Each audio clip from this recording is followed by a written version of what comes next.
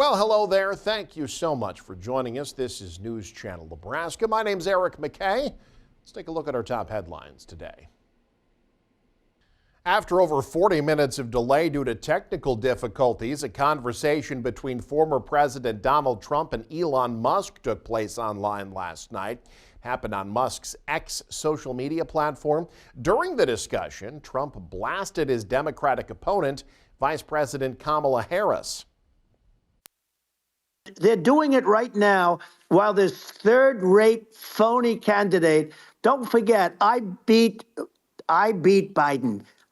He failed in the debate miserably. We cannot have a Democrat. We cannot have her. She's incompetent. She's as bad as Biden. Trump had posted earlier yesterday on X, formerly known as Twitter, for the first time in nearly a year ahead of his conversation on the platform. The last time Trump was active on the platform was to post a photo of his Fulton County, Georgia mugshot from August of last year. The Trump-Musk conversation lasted more than 2 hours.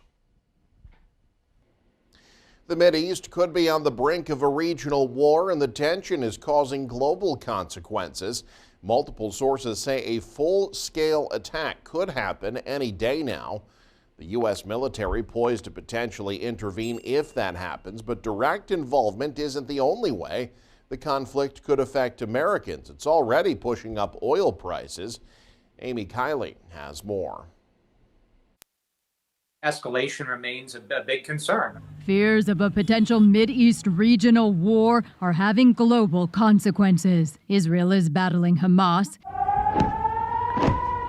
and has been exchanging rocket fire with Hezbollah in Lebanon. That group is an Iranian proxy. We want to make sure that it doesn't create a situation where there is a direct, conventional military conflict between Israel and Iran.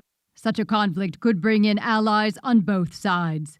The United States then has a choice to make in terms of how it wants to try to respond very directly. Is it just to help defend Israel, or is it to go after those capabilities that the Iranians or their proxies might use to harm the United States? Meanwhile, the tension is increasing oil prices, with U.S. crude jumping 4.2% yesterday and Brent crude gaining nearly 3% the same day. Traders worry a war could stop the flow of oil in the critical Strait of Hormuz.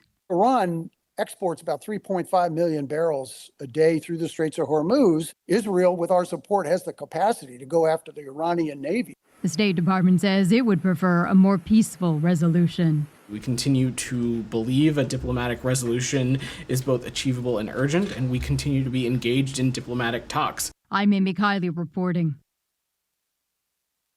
The largest operating steam locomotive in the world will be making a few stops in Nebraska on its annual tour through America.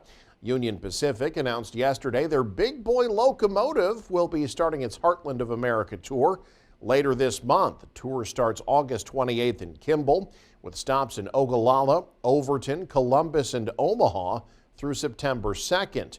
The tour will then continue on into Iowa, eventually winding through 7 other states through October.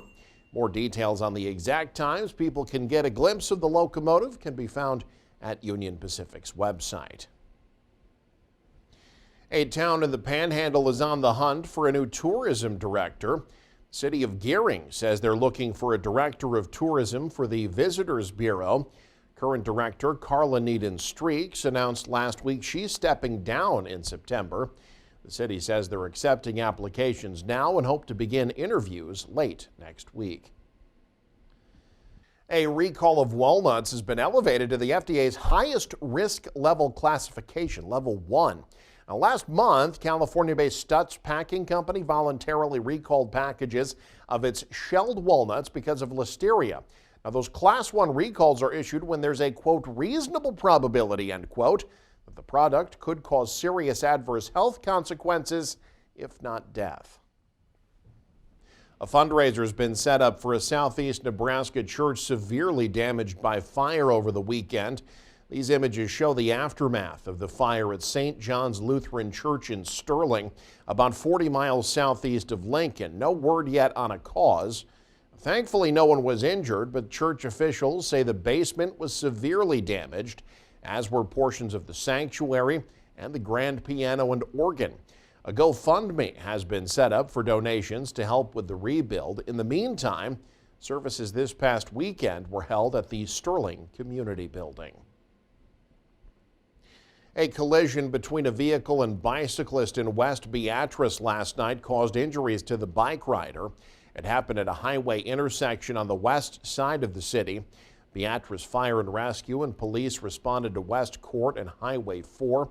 A 9-year-old boy taken to Beatrice Community Hospital, treated for bumps and bruises and released. The driver of the SUV involved wasn't injured. Police say the westbound SUV had the green light and the bicyclist was crossing on a red light when the crash happened. Police and emergency personnel called to the scene just after 6 p.m. yesterday. The FBI met in Omaha yesterday, sharing tips to protect critical infrastructure like ag from threats that can come from technology. The president of the Nebraska Farm Bureau says the industry throughout the heartland generates about $100 billion each year.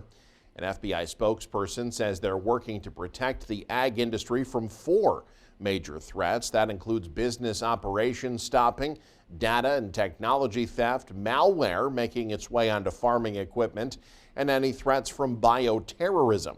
There are several steps farmers can take to protect themselves and their businesses. Cyber hygiene, multi-factor authentication, air gap backups of your most critical data. And the greater degree that our farmers, our producers, our ranchers are aware of this, are cognizant of what the risk is, and are willing to come to law enforcement to report it, the greater degree we can protect the entire industry. Nebraska is home to the 3rd largest agricultural sector in the nation. After a slow, somewhat tedious process, the much-hyped Nebraska property tax reform bill finally headed to the floor. The unicameral's Revenue Committee yesterday voted the tax reform bill to the floor for full debate. There are changes from the originally announced plan. Among the big specifics, taxes on ag and industrial inputs are out, and the local property tax caps on school districts will be rolling out more gradually over the next 4 years. The bill comes with multiple amendments and changes. Its key proponents have said that will help it get past this session. It's still unclear, though, whether the bill will find the 33 votes it needs to break through a filibuster. The bill is set to be officially introduced on the floor today. And you can stay up to date with the very latest by following us online. Head to newschannelnebraska.com. Click on the news tab there. You can also follow us on X.